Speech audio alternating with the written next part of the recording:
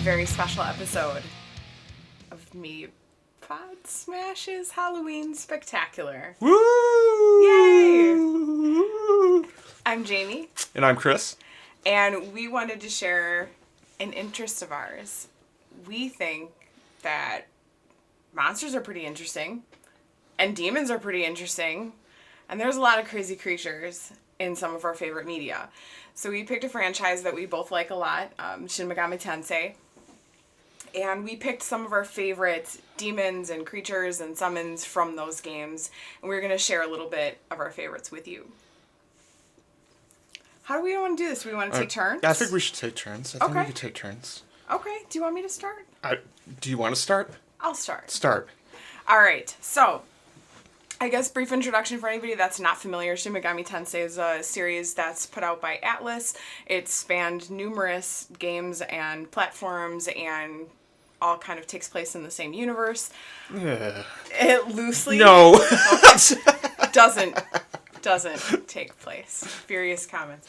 But what makes the series interesting is that a lot of it focuses on this kind of compendium of demons and stuff that you work with in different actions in different games, but a lot of them appear in multiple Sure, and they titles. use the term demon loosely. Mm-hmm. Like, generally they use the term demon, but it's an all-encompassing...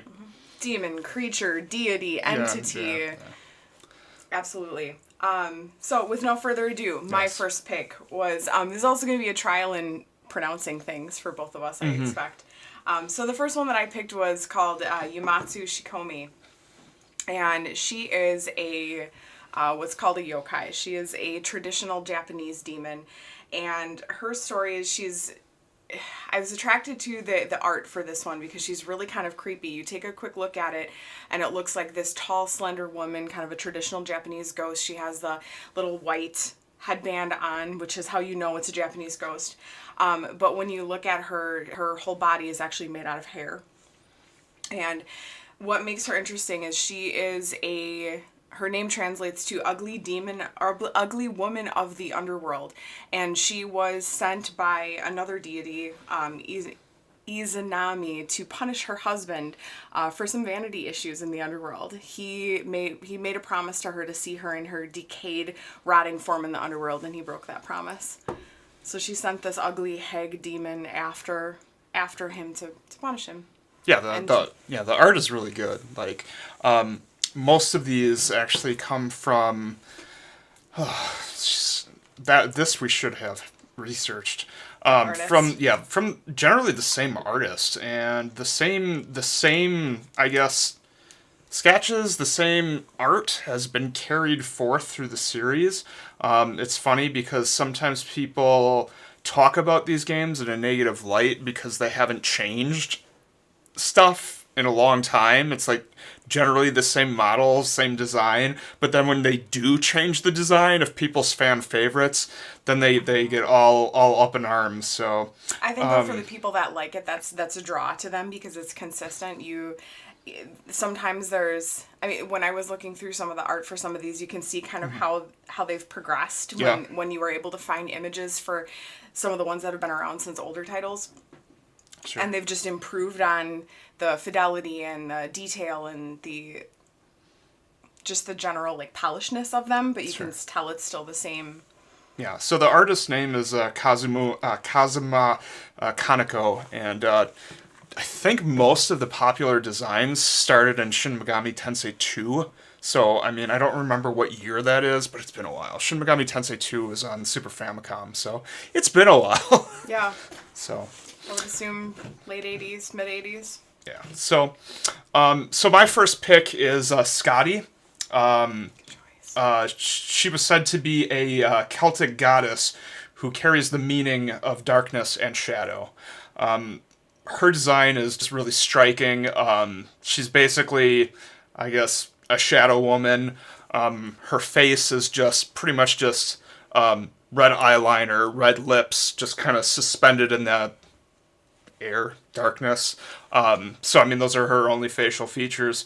Her cloak is pretty cool because, like, it's double textured. The inside, I believe, is, like, green, and then the outside, especially, like, around her neck, is very ornate with gold. And she's got some like crazy ass like Bride of Frankenstein hair, like split in two. Okay. So yeah, she's got a great design. Yeah, what can I say? That's a good one. I do kind of, the more you described her, I do kind of remember that one. Yeah. That's a good one. I think that artist does a really good job with some of the female form entities, like making them all very unique and just really visually interesting. Yeah. That's a good pick. All right. My second pick is Tsitsi Middle. And she is super, super kind of visually upsetting and interesting at the same time. She's very unsettling. If you can picture a normal kind of female form, female body, her face is kind of hidden behind this like half where you can just kind of see the center of her face, but her eyes and everything on the sides of her face are obscured. And she has many, many hands coming out of her head. It almost at first sort of looks like it's like an orb behind her, but when you look closer at it, it's not. It's actually coming from her head.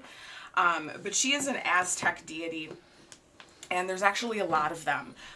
Plural, they are called Tsitsimiri, and they are attributed to both fertility and they're associated with solar eclipses. So before science really understood things, eclipses were very scary. It's a terrifying event to live through. All of a sudden the sun blots out. So the Aztec people associated these female deities with attacking the sun. And so they had to do certain things in order to appease them, to get them to stop attacking the sun and ensure that they could remain alive. So what they had to do was, in their culture, they would offer sacrifices to this group of deities, and the deities then had to be able to successfully light a fire inside the chest cavity of a male sacrifice. And if they couldn't do that by the end of a calendar year, then one of the suns would come down and just decimate the people.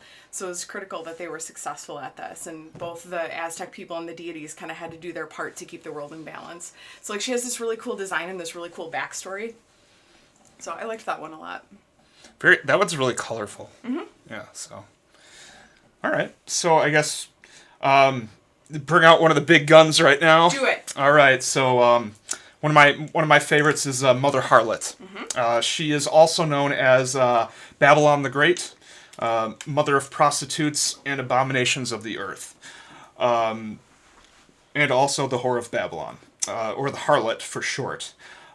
She is an allegorical and apocalyptic figure of evil, and one of several incarnations of evil that is said to plague the world during the end days, as written in the book of Revelation. The beast that she rides has 7 heads, and Rome has 7 hills. So the heads could reflect the ancient power of Rome, which traditionally was one of antiquity's most powerful empires. Alternately, the heads of the beast could represent the 7 great kingdoms of the ancient world and the rulers. So this design is so badass. I love the design. I love the red skin of the beast that she rides. And then he has added some black diamond accents on it, which is like just wonderful. She has she's holding a fuming chalice, which in the Book of Revelations talks about, in this chalice is like the filth of mankind. So it's like fuming and grossness. Her clothing represents, I guess, what I would say would be kind of a whore at the time. Generally, it's very, very, in the design, it's very kind of silky. It looks like she actually is wearing kind of a habit, like a nurse's habit, so that's kind of a cool tie-in. And just her goofy-ass skull for a head is wonderful. So I like her design. The character as a whole has a lot of like vibrant jewel tone colors, like the reds and the purple and the gold. And yeah. It makes it very like regal looking, like very rich. Yeah. It's cool. So, all right, what you got? So my next one, I really legit don't know how to pronounce this one properly. I think it's Barang or Barang. Sure. He's one of 2 creatures in the compendium that resemble like a Chinese lion, like a Shisa. Shisa is his own, but Barang also kind of has a similar like Chinese lion look to it. Well, isn't Barang like maybe is like Vietnamese or something? He comes from Indonesia, actually. India. He's Balinese, Indonesian. But okay. Two different places. All right. But what makes him interesting is he's actually one of the good characters. So in his story, he's the protector of mankind that's going up against this kind of famous black magic using witch. And so they're locked in this internal struggle where she is trying to harm the people that he's sworn to protect, and each one of them is kind of immortal. Like every time they take one another out, they're designed to resurrect and continue this ongoing battle for humanity. And so he was interesting in that he's one of the good ones. What else is cool is that there's 4 separate areas in Indonesia, or in Bali, that all have their own depiction of Barang, even though it's the same character and the same entity. He's not a god or anything like that, so I don't really know what to call him, but each area depicts him as a different animal. So the one that's depicted in Shin Megami Tensei is this kind of like Chinese lion, like I said, or a shisa. Whereas each of the other areas has their own. There's a dragon version, a boar version, and a tiger version. So it's kind of interesting that as a landmass, they all have this same story and the same entity, but they look different just based on the mythology area. is, there's a lot of that, so. Yeah, he's a cool one. Yeah, I like that. I like his design, so. Next up, King Frost. His design likely comes from The Frost Fairies, a short story written by Margaret T. Canby about King, or Jack Frost, a kind fairy king from the cold north. What I like about his design, and I guess just his character, is he's not a kind fairy king. He's always a pompous piece of shit. Like, he's always an ass. He is immensely sized, and he has this very cool, I don't know what is... Like a cloak or a robe? It's but it's clearly a solid thing of, I don't know, what is that, metal or porcelain, and there's a giant lock on it, and just very, very cool, like, striking design. Just, he's like a stout bell. I think out of all of them, he has the coolest. There's several different, like... Frost entities, but I like that one a lot. Yeah. Okay. Very cool. Yeah. Did he come from something, or was he something that was created for...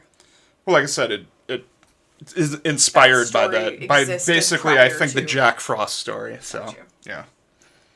My next one, I think, was maybe an obvious choice for me. I totally avoided this one. Knowing that I would. Mm-hmm. So the next one that I picked was Daisoju. And Daisoju, I actually read about and learned about long before I ever played any of the Shin Megami games, and so I thought it was cool that there was something in there that I already knew about. So Daisoju is presented as this skeletal, mummified monk sitting cross-legged, kind of in repose with his head down. He's fully just a skeletal face, and he's in these like brilliant golden robes. And this actually comes from, Daisoju is the title of one of the highest ranked Buddhist monks in East Asia. And so they'll have all these other levels of monks underneath them. But what makes them special is that they were ones that actually attained Buddhahood during their servitude. And Daisoju's design is based on what is called Sokushin Butsu. And they are real mummified monks that would do this practice over the course of several years. And what they would do is when they decided they were going to take this journey, and it was like considered one of the highest, holiest things that they could do, they would have a vault dug underground in preparation for this journey. They would start consuming nothing but like pine resin, twigs, nuts, bark. And what would happen is over time, it would essentially desiccate and dry out their insides. They would also walk miles and miles and miles during this journey. And when they finally reached the end of their journey, they would go down into this vault, and there was basically only enough room for them to sit cross-legged. And the idea was they would meditate. and they had a way of communicating with the rest of the monks on their surface. And after they stopped communicating, then they would seal it off. And if they were able to be perfectly preserved and mummified, then that was the signal to the rest of the monks that they had achieved their full enlightenment. And so there are a handful of existing examples. I think one of them even is on display in one of the Buddhist temples in Asia. It's really, really interesting. Very few of them that attempted it. Very few attempted it, and even fewer of them actually succeeded. But it's just like a really interesting, creepy design. I love it. Yeah, yeah. Alrighty. So next I have Ipan Datara. He's said to resemble a one-footed cyclopoid blacksmith, having lost both his both his leg and his eye working for his trade, being blinded by the light of his forge and working the bellows with one of his legs. Overall, he's just got a really cool look. This is definitely something that Kaneko, like, just like his spin. I guess I did read something that some of his influence at the time actually came from Spawn and Spawn action figures, which you can kind of see in Ipan Datara's look. Like, he just has that kind of just pointless metal fin and like the metal helmet, and yeah, it's just a really, really cool look. It's just, I don't know, it just pops when you see it. So that's cool. Yeah, I like that one, and that's not one I would have like expected right off the bat. But that is a cool design with a cool. I think in is it Devil Summoner? Yeah, I think in Devil Summoner, where you can have like the demons actually follow you. He does his one-legged hop behind you, so it's good stuff. As well, he should. Yeah. Good. That's a good one. My next pick was Elegor, and I really like this guy. So Elegor is this kind of almost knight-looking, but not a traditional suit of armor, but he has this crazy kind of reddish armor, or helmet on, and this big suit of armor. He's on a big black horse in the Shin Megami games, and he's just big and imposing, and I can't remember which of the games I had played where you encounter him actually early on, and he's one of the, like, bigger guys that you come up against, and he just has this big presence to him. He's really cool looking. It almost kind of reminds me of some of the, like, Horsemen of the Apocalypse. Just kind of these big, frightening horseback creature. What I thought was interesting was when I was researching Elegor and kind of the background behind this entity. He is part of the Ars Goetia. Mm-hmm. And he is usually depicted riding a skeletal horse rather than... So I thought it was interesting that they decided to make it just a normal-looking horse in the games. Kaneko is just like, fuck it. Like, he just does... Yeah. But in the mythology, his horse actually was a minion of hell that was gifted to Elegor by Beelzebub. And the horse was created using the remains of a horse from the Garden of Eden. So there's this whole, like, lineage and story behind the horse that he rides. He is kind of one of the, not harbingers of war, but he can predict the outcome of war. He has a lot to do with soldiers and fighting. From reading, he's not really strictly good or strictly bad. He's just kind of like part of this. But he can discover hidden objects. He can kindle love and lust, and he knows the future outcomes of war. And just really interesting character with a really cool design. So I like that one. Yeah, it's good stuff. Alrighty, so next I have is Nidhog. So in Norse mythology, Nidhogg is a demon serpent that gnaws at the roots of the world tree Yggdrasil. He lives beneath the roots of Yggdrasil and gnaws at them, as they are the only thing that keeps him from the world. Its existence is the portent of Ragnarok that signals the end of all.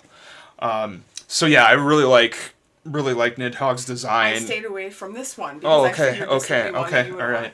He's just got a really kind of white, pale, gross, veiny body, multiple sets of arm, feet, baby arm design, and he's got like just terrible human buck teeth. So yeah, just an awesome design. Just really, really cool overall. I think, yeah, that one's very successful in being, like, unsettling. Yeah. It's really good. Yeah. I've never looked at, I would assume, I mean, Nidhogg is kind of a well-known entity, and I've never looked at any other artistic depictions, but I would imagine there's a lot of variation on that one. Sure, but I think sure. they did a good job with this kind of artistic choice. Mm-hmm. Good. Excellent. The next one I picked was Fornius. Maybe this was another, like, obvious one for me, because he, on first glance, he looks like this really, like, demonic manta ray or stingray. Fornius is actually the 30th demon listed in the Ars Godia. He is a creature that's from Israel, and he was one of the thrones who fell from grace. So he takes the appearance of a sea monster, and it seems like from what I was reading, kind of varies a little bit based on who's drawing it, where it's coming from, but I don't know how much variation there is, but I like this kind of like creepy stingray. He grants knowledge of various arts and sciences, and he can also manipulate people's feelings. So one of the things that's attributed to him is that he can manipulate the relationships between people. So it's kind of interesting and just very, very cool, weird, animalistic design. I like that one a lot. Yeah, I like Fornius' design, but he's the first boss in Nocturne, and he has this kind of like personality, and it's just like, dude, kind of spoils you're Alrighty, so next up I have Yumatso Ikusa. They are demonic beings that lived in the Shinto underworld, which is called Yomi. They are employed and led by the guardian of Yomi as a vast army. So these guys are kind of just fodder trash, RPG fodder trash, lower level guys. But I mean, they're just cool looking as foot soldiers. They're just really gangly. They have like, I don't know if they're like curse marks on their skin or tattoos, but I feel it's more of like a, like an Asian curse inspired deal. I can't remember that one. I'm trying to picture what that one looks like. It has really goofy posture, and it has like a bamboo head covering. Almost kind of... Okay. Like diamond, not diamond, but yeah. Okay. But yeah, just really cool, like I said, just really cool, like, just imagining like an army of these, like, just standing shoulder to shoulder, just, yeah, it's a cool design. I like it. Awesome. I picked Mott. Mm-hmm. Probably knew that was coming. Mm-hmm. So Mott is depicted in the, this is probably has the longest, oldest background out of all the ones I picked from what I was reading. I actually didn't know a lot about Mott as a character or entity in history, but it seemed like that goes back pretty far. Mott in Shin Megami Tensei is depicted as this kind of sarcophagus, like sort of a classic coffin shape, but a lot of imagery on the front. That a detail like work. Hieroglyphics. Sure. Definitely kind of resembles like what you would depict on a sarcophagus. It's all like bright gold and kind of shiny. And there's this just like creepy demonic looking clawed hand coming out of it. So the door is just a little bit ajar. Do you see one eye? Do you see two eyes? In the picture that I had seen, you could only really see the hand, and I don't know if it was because it was just small and the detail wasn't there. I thought maybe you can always see him playing peekaboo, but maybe I'm just thinking of a different design. That kind of makes me think in the game that seems familiar. Yeah, I guess you can see his eye. See, a little peekaboo eye. Yep, he's got a horn. Eye and a little horn sticking out, and he's got this like creepy kind of veiny skin and this clawed arm. So Mott goes way, way, way, way, way back. He's known as Mavet, the Canaanite personification of death. He's also associated with infertility, drought, and the underworld. There was a lot of words coming up like pestilence and famine and just kind of this terrible omen. There's even references in the Bible that describe something that they believe is Mot, without using that name, but there's mentions of personifications of death in the books of Hosea, Habakkuk, and Jeremiah. But that kind of whole, I don't know what they call the cradle of civilization, kind of that whole area where the Bible takes place and stuff, there's mentions of an entity that kind of has a similar description of Mot, even if not in the same name. So yeah, it's kind of a widespread belief, but yeah, he's a good kind of creepy. I like his design. All right. So next I have Alice. Alice's appearance is based off the titular character of Alice in Wonderland, while her personality and demeanor derive from a European folktale used to scare children into behaving. In the myth, Alice is an Aryan girl who died at a young age. After becoming a spirit, she gained extreme magical power that drove her insane. Alice would visit misbehaving children at night and befriend them by killing them in their sleep and taking them to the afterlife. So, I mean, I guess not much to really describe here. It's Alice, like very Alice design, but she has, I think, one of the few like instant death spells in the whole series. It is called Die For Me, and it always involves some kind of child's plaything and then many sharp objects. I remember Alice very clearly from playing either the 3DS SMT game or one Persona 3 or 4. Sure. That's stuck in my mind a lot. Alrighty. Good pick. Thank you. My next pick was Nozuchi.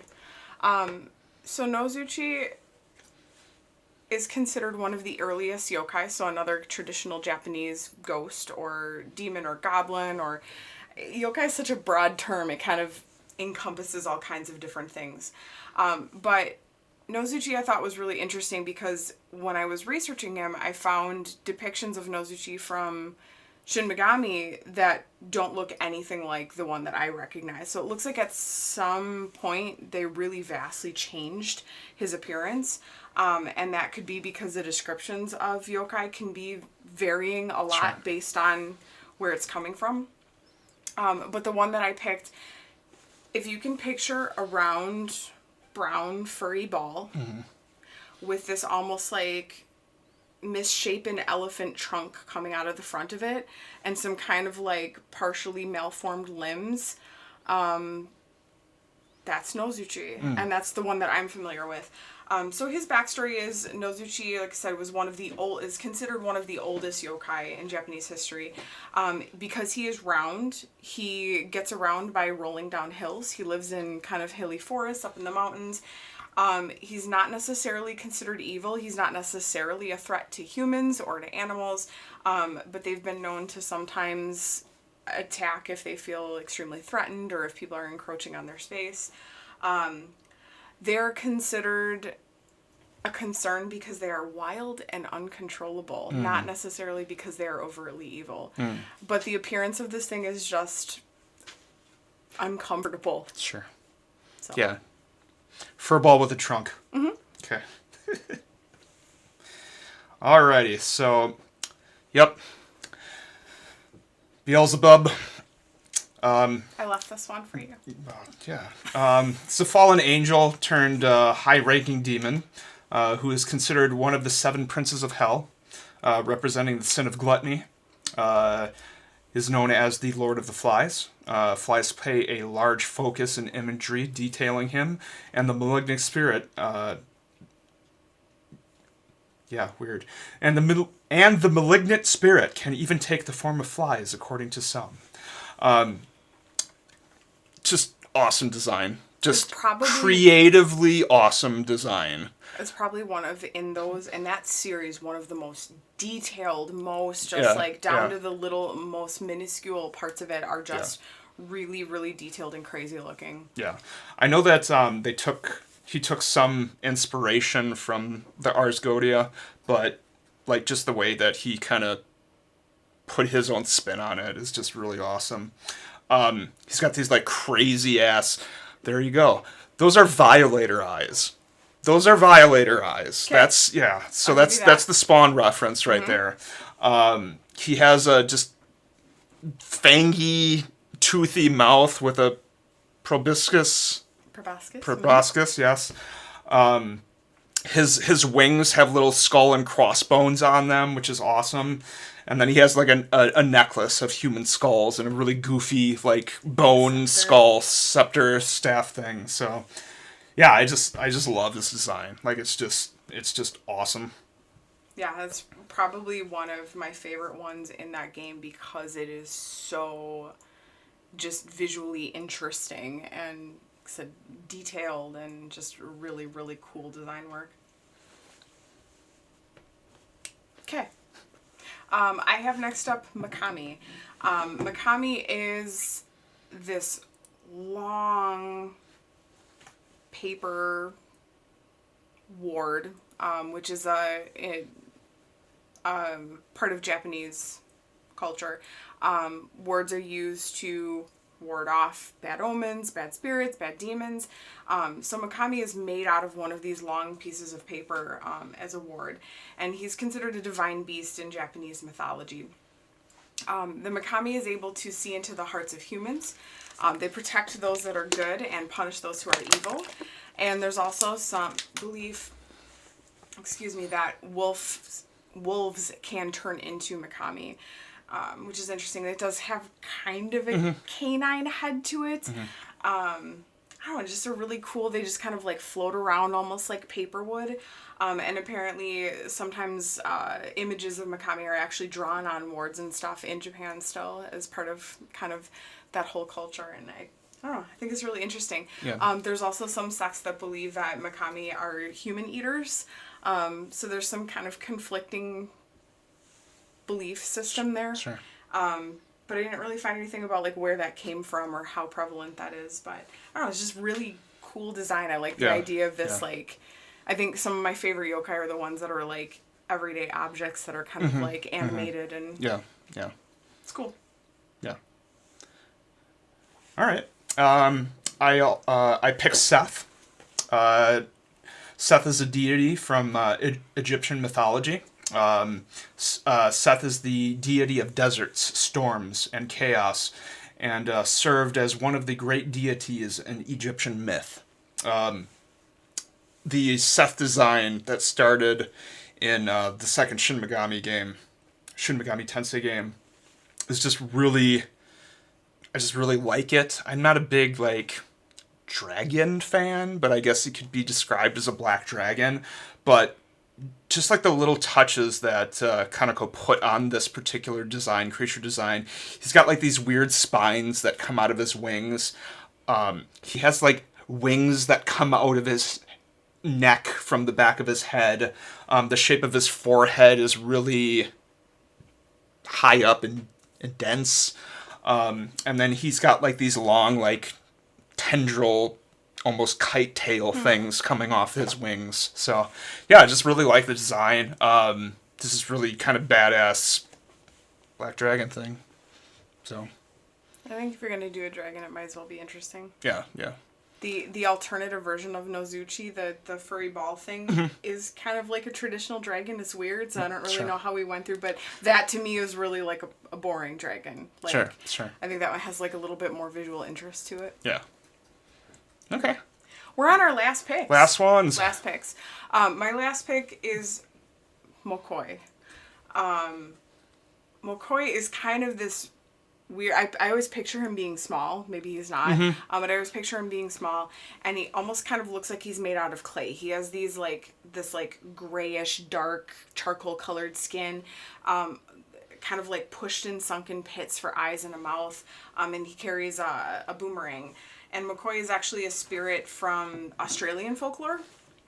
And their background is they live in the jungle, they move around at night, and they are believed to be the reincarnation of the shadow soul of humans. They are able to kill those who use dark magic, so not necessarily bad or evil, but they would sometimes also eat and kill children at night, which caused them to go to war with humans. Just really, like, creepy design, interesting backstory. That was the only one I really found that came from, like... Australian folklore. Yeah. The boomerang I thought was just kind of a nice touch, but I think because he almost looks like a clay golem or something is what it reminds me of. Yeah. I think like the lack of real eyes and stuff makes it really kind of creepy looking. Yeah. So I've always really liked that one. Yeah. Yeah, it's good design. All right, what's your last one? All right, well, last one is Satan. So, Satan, the Old Testament in Judaism describes Satan as an accuser who tempts mankind to commit sin to show God how mankind can easily be led astray from him. Satan rallied other angels against the authority of God, after which they fought against the forces of God, who utterly defeated and then cast down into hell, becoming demons. So Kaneko's design of Satan in the series is just amazing. He has this like long, like snake tail coming off the back of him. He has these weird ass bone tentacles that look almost like a spinal column, but then they have like suckers, like octopus suckers on them. 3 sets of arms is always a good thing. He has two sets of wings, big giant kind of like fleshy things, and then these like almost like jaggedy, pointy, like grasshopper wings sticking out. He has like a giant head crest, and of course he has breasts. So I mean, you pick all the evil shit and you put it all together into one design. Mm-hmm. Okay, I wouldn't say breasts are evil, but okay. Some people might. Sure. No, I do think that's probably one of the most interesting depictions of Satan. I like that. Yeah. That he takes these obviously well-known... And just complete different spin. Exactly. Like, complete different spin, so... It's such a cool art style. I'm one of the people that likes the consistency, so yeah. I like seeing a recognizable character looking the same, but just, like... visually improved every time a new title comes out. So, well, we don't have much longer here, but one thing that just came in mind is, do you remember like beating any of the games in the Shin Megami universe? Do you remember like any of your like final party? I wanna say I had Judgment, which was one that I was tempted to put on the list. Okay. I had... Do they call him Jesus in... Messiah. But he is Jesus. I had Judgment, Messiah. Well, that was Persona 3. Trumpeter Trumpeter is awesome. I remember thinking I had almost like this, like, the biblical powerhouse party. Nice, yes. And for some reason, why am I blanking on, what's the name of the baboon one? Baboon one? Yeah. I'd probably Thoth? Yes. Okay. Stayed in my party. The Egyptian with the gold head crest. Cannot remember if I made it to the very end with him, but stayed in my party for a good majority of the game. Your monkey buddy? Mm-hmm. Excellent. But yeah, what about you? The one that sticks out to me most is Persona 3, because yes, I had Jesus. Put a lot of hours into that one. And Lucifer, because they have a combined skill, Armageddon, which comes in handy. Alice, I think Beelzebub, and maybe Scotty. I know I rocked Scotty like long term in one of the Persona games.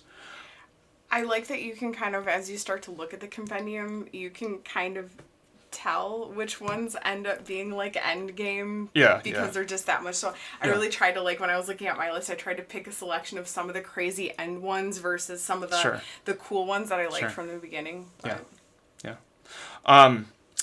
Yeah, so I think that's about it. Like, if you're curious about this stuff and you don't want to get into the games, like, at least check out a wiki. Mm-hmm. But yeah, like, one of my favorite parts about every time a new one of those games comes out is just going through, I guess, the compendium or whatever, and reading the backstory of like where these gods, demons, deities, and all this stuff comes from, and what culture and folklore. It's cool that they include all of that. It's funny how you brought up that McCoy was Australian, because I never really thought about it. I always thought he was just maybe like a yokai or something, but dude's got a boomerang. Like, okay. And you should too. Yes. All right, well, thanks for joining us tonight. Hopefully you learned something. I know I found some extra details on some of the ones I already really liked, so it was well worth it. Yeah, it's always fun researching this stuff. So, all right. We'll see you next time. Yeah, take care.